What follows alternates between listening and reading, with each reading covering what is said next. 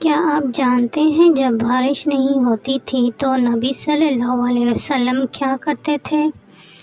حضرت عباد بن تمیم اپنے چچا حضرت عبداللہ بن زاہد سے روایت کرتے ہیں کہ رسول صلی اللہ علیہ وسلم بارش کی دعا کے لیے صحابہ کرام کے ساتھ میدان میں تشریف لے گئے۔ آپ صلی اللہ علیہ وسلم نے 2 رکعت نماز ادا فرمائی اور اس میں بلند آواز سے قرأت کی۔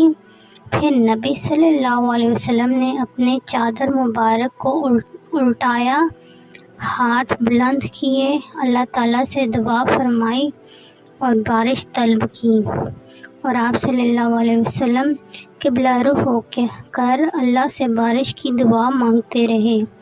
اس حدیث سے ہمیں یہ پتہ چلتا ہے کہ جب مشکلات آئیں، قحط ہو یا بارش نہ ہو، تو ہمیں بھی اللہ تعالیٰ کی طرف رجوع، دعا اور نماز کا اہتمام کرنا چاہیے۔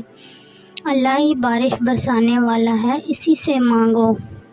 اگر آپ نبی صلی اللہ علیہ وسلم کی خوبصورت سنتیں جاننا چاہتے ہیں تو ویڈیو کو لائک اور فالو ضرور کریں۔